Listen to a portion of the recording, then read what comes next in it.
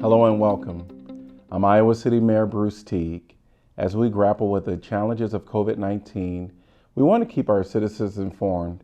That's why I'll be hosting regular updates on both city and community efforts as we navigate these unprecedented times together. It's been a disruptive time for all of us, but it's been especially difficult for families with school aged children. Joining me via Zoom to address what actions Iowa City Community School District is taking is Superintendent Steve Murley. Hello, Steve. Thank you so much for having me today and giving me a platform to talk a little bit about what the schools are up to. Well, there's a lot of people in our community wondering, just how this is impacting over a long haul. And so, honestly, I would have never thought a month ago that this is where we would be within our community with social distancing and having a lot of the schools closed. As you know, the city is closed.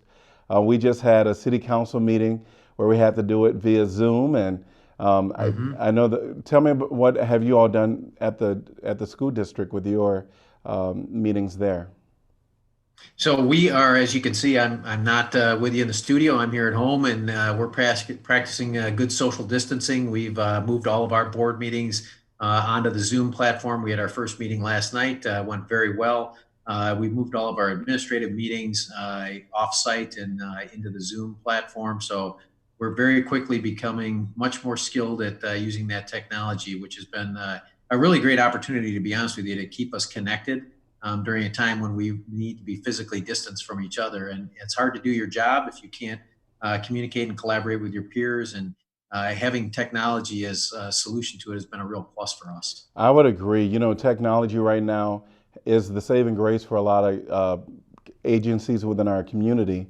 Our social agencies are also utilizing that, and of course, there's going to be some things that we're going to talk about with how the school will be connected with our students on online learning opportunities as well. But before we go there, I just wanted to maybe talk a little bit about that timeline of the school closure. Can you just talk a little bit about the timeline for the school closures? Sure. So the governor has closed K-12 schools through Monday, April 13th. She updates us through those press conferences on a daily basis. Hasn't had a lot of conversation about next steps there, but we do have webinars with our Department of Education on a regular basis. They've been daily for the last few days. And that's a question that's come up there is what happens as we approach April 13th. We've been told by the Department of Ed that the governor is well aware of parents' concerns about that and better understanding what comes next. We've asked them to provide us at least a week's lead time if they're going to change that date. So hopefully no later than Monday, the 6th of April, we ought to have some feedback from the governor's office on whether April 13th is still a start date for us or if it's pushing back. We're really inside within the district. We're looking at a couple of different things. As the we're in this kind of hiatus mode with the schools closed, we're providing electronic resources for parents. We're also providing suggested activities that don't require any technology at all, really designed to keep kids intellectually engaged and focused on some of the teaching and learning pieces that we can't deliver directly. But then we're also looking forward. If this is prolonged and if the governor does authorize online learning, what will that look like? How do we serve all of our kids? And how do we get that ramped up and ready to go? So behind the scenes, we got some wonderful staff people that have been working like crazy. Teachers, members of our teacher leadership team, administrators at the building and district level. They're the folks who put together that almost 70-page set of resources that was sent out to parents yesterday. And that's the Yeah. same group that's working on online learning. So, what are some of the things that you're evaluating to ensure that it's safe for kids to even return back to school? So right now, we're really dependent on what comes out of the governor's office. Internally in the schools right now, our custodial crew is in there doing deep cleaning in all of our buildings and making sure that if indeed we're going to have kids back, that the buildings are cleaned and disinfected and sanitized and ready to go. And then once we've done that, we know that absent human contact, that those buildings will remain safe and sterile. And so the intent is to get the buildings that are not being used cleaned up and closed off so that they can remain safe for reentry. But we are going to have a little bit of an interruption with that because we know that depending on how long we're out, We've got kids that need things that they either left in their desks or their cubbies or their lockers, and we're creating an avenue for students and parents to get back into the schools and get some of those things that they need Will that to happen continue Friday? instruction. Will that happen this Friday? Uh, Yes, that's what we're working on. We're actually going to send out a link that'll allow parents to go in there and pick a time and then tell us what they're looking for. And that way, that can help us ensure that we keep good social distancing. We keep under the limit of 10 in terms Great. of people floating around in the building at one time and kind of manage that traffic flow. So the goal is to get people Yeah. in and out as quick as possible, get them to get things like instruments and course materials and things like that that they're looking for. You know, it's amazing how everything that we do, we have to think about how can we keep everybody's, distant so to keep them safe. You did mention, about the learning opportunities that the governor is, contemplating. Of course, parents are real eager to get some of those materials within their hands. Um, One thing that I've heard is, not all of our students have internet access, and can you talk about some of the conversations that surrounding that? We are very fortunate. We've got some great partners who have worked with us to ensure that every child who needs internet access has that. And so, our technology department, if you don't have internet access at home, they can get you set up so that you've got that access. If you don't have a Chromebook and you need one, you can get a hold of the help desk and they can get that taken care of for you. Interestingly, we got plenty of secondary students who are participants in our one-to-one program and their Chromebooks in their locker at school. Um, we've got ways to help those kids get their technology so that they've got access to those resources. What we sent out to parents came out in their email yesterday was a list of resources broken down by grade level and subject area. And if your kid is in that span that has the one-to-one access and has their Chromebook at home, there's a plethora of resources that are out there for students to have access to. And if you don't have access to that right now, like I said, that's something that we can get for you. And our technology department has a pretty simple form that, especially even if you have a phone, you can get on there and get that filled out, and they'll help you get that information set up so that you can get the materials you need. I think the educational efforts that you are making is really vital. And there are some food efforts that you all have kind of just started as well. One thing that we know is that food for some of the students, having those meals provided at school has been critical. And can you talk a little bit about the quick response that you all have done by setting up opportunities for students within the district to get food throughout our community? Sure. So we've got multiple pickup points out there. Some of them at our schools where you can do drive up, and we're also going out to some of our mobile home communities and actually delivering food there, recognizing that transportation might be a barrier for some folks who live there. Uh, uh, Pleased to say that between Monday and Tuesday, participation doubled. So waiting to see what the numbers are today. On my clock here, we got about maybe an hour or so before I get some numbers rolling in. But I think that as it becomes more widely known, as people know where those pickup points are, we're hoping that participation picks up. For those that don't know, if you're eligible for a free and reduced lunch, you're certainly welcome. But it's not just kids on free and reduced lunch. This is open to any child ages 1 to 18. You do not be a resident of our school district. So if you happen to be stuck here in Iowa City, relative, you are more than welcome to come to one of our pickup points. And when you arrive, you'll get not only lunch for today, but you get breakfast for tomorrow morning. So the idea is to make sure that we do what we can to tide you over between today and tomorrow. And so those distribution points, again, we've got them spread throughout Coralville, North Liberty, Iowa City, open 11 to 1 every day, and then delivering at our mobile home communities during that same time frame from 11 to 1. Like I said, pleased to see yesterday we between breakfast and lunches we had almost 2,000 meals delivered Awesome. uh, to almost 1,000 students out there, and we're really hoping to see that pick up. So I think there was some confusion that it may have only been students that are eligible for free and reduced lunch, or it may have only been eligible for kids that are already Iowa City Community School District students, or that it's not for kids under 4, and really want to make sure that people know it is for all children. That's great. And now the child does have to be present to pick up the food. Is that correct?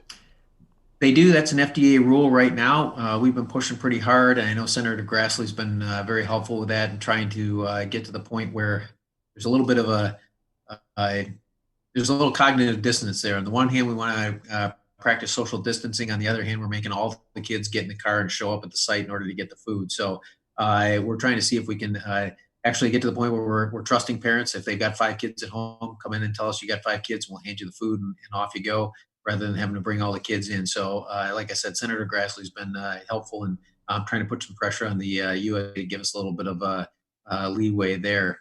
One of the other things that we're also looking at is, depending on how long this goes, we recognize getting to the sites on a daily basis can be a bit of a challenge. So our food service is exploring whether we could do multi handouts. So if you come today, could I give you a couple of 3 days, 4 day food, which might reduce the number of times travel to the site, and hopefully would allow you to have a more consistent source of food at home for the kids.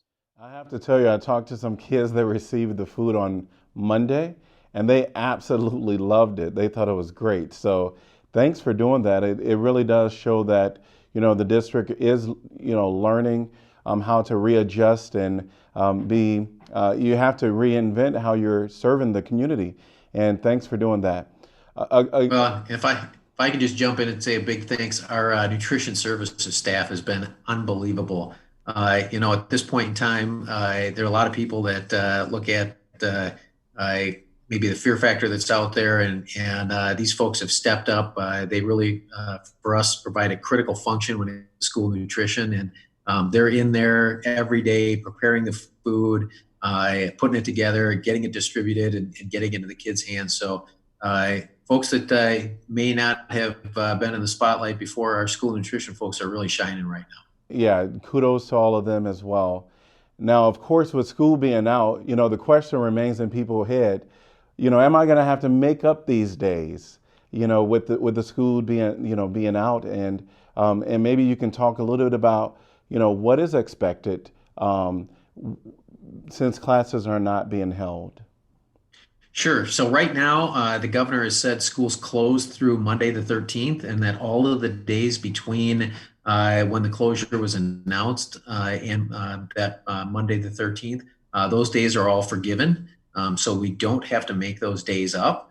And then anything that happens after April 13th is part of a future determination by the governor. So that's one of those things that we're waiting to see what happens, and whether or not there are days that we're required to be out of school, and if so, can we move to an e-learning platform, and can that then count towards the hours and minutes of instruction that would allow us to get through the end of the school year at the regular end date without having any makeup? So some of those are unanswered questions yet, but we're hoping to get that the DE and the governor's office can give us some pretty firm answers here in the next week. Great. And you have several school building improvement projects going on, and just wondering how COVID-19 will affect some of those, because that can affect what your plans are for opening up, like Tate High School, for example. Can you talk about Sure. some of that? So right now, the construction crews have obviously slimmed way down because they've got to be under that limit of 10. And we've actually gone through and determined what we consider to be critical jobs that need to be done, critical elements of the projects that need to be completed. And those are still ongoing, albeit with significantly smaller crews. Then there's some other projects that we've looked at and said those aren't time sensitive, and we can push those off and put them on hold for right now, and hopefully come back and revisit those in July. So there is some construction still ongoing, although on a much down basis, and in some cases, some of those projects are on hold right now. Depending on how long we're out, we may have difficulty getting some of those back on timeline. But again, the ones that we know need to be done because they either need to keep the project moving along or to ensure that we're ready for kids when they come back in the fall. Those are proceeding, just as I said, at a much slower pace. Adjustments all around our community is being made, to really accommodate COVID-19 inevitable changes. As I know that for the city council meetings, we went virtual with those, where we had to have that done via Zoom, which we're on right now. And it actually went smooth for the first time. Of course, community involvement, to ensure that they have the access and knowledge how to, be a part. So we went a little light on our things that we knew the community wanted to weigh in on last night. We even did one deferral so that and kept the public hearing open so that they can tune in again at our next meeting. And I know that at the district you all did the same thing. Yes, we did. We've actually moved to weekly meetings right now. So we're meeting every Tuesday. That gives us an opportunity to provide an update to the board on what's transpired in the last week, just because so much changes on a day-to-day basis. And we've also stripped all the non-essential items out of the agenda. So at least at this point, with a sense of optimism, we've pushed all those items to the Tuesday, the April 14th agenda, and then set up weekly meetings between then and now. The single item that's a standing item on all those meetings is an update on our COVID-19 planning and the actions that are in place. And then if there are things that need to happen, for instance, a school district required by their budget by April 15th. And so that requires that we take a few actions as we move towards April 15th. So we did that last night, but there will be few of those items that may engender community interest or desire to comment on, and we're just pushing those off into April and May. Well, lots of adjustments being made. Sound like you all are doing what you can and navigating, minute by minute. Actually, there's things changing every minute. Well, any last thing that you wanted to kind of share with us? I think I just share one thing that goes to the away from maybe the technical aspect and really the emotional of this process. So we're pushing out through our buildings and through our teachers a hashtag that you'll find out on social media. That's ICCSD together. And the idea behind that is to recognize that whether you're a child, a student, whether you're a parent, whether you're one of our teachers, support staff folks, whether you are self-isolated at home right now, or whether you're out performing one of those critical functions for us, we're all in this together. We're only a small subset of the community as a whole. So whether it's you at the city, the university, our businesses, that we're all in this together. And where there are opportunities for us to remember the human element to it, we're trying to make sure that we do that. Got to try to find some opportunities to laugh, smile, and celebrate the good things that are going on. And so we're really encouraging everyone inside our organization to throw some of those shout outs out to people who are working hard, see some silly things that are going on at home with some of the kids as they're engaged in some of those lessons. But just to try to remember that we're all in this together, that there's a human element to it. That we're going to come through it. We're going to come through it together, and we'll be stronger on the other end for the bonding that goes on while we're suffering through this. Well, thank you so much, Superintendent Murley, for being a part and just taking some time to talk to me and the rest of the community about the Iowa City Community School District. We really appreciate all you're doing, and hashtag we are all in this together. Thank you. Yes. All right. Thank you. And you can stay connected to the latest Iowa City response efforts to COVID-19 by visiting icgov.org/coronavirus. There you'll find updates on city efforts and closures, along with resources from health experts like CDC and Iowa Department of Public Health. Remember to stay informed, practice social distancing, and keep up healthy habits like frequently washing your hands. We'll be back again with another Community Connection. Take care, Iowa City.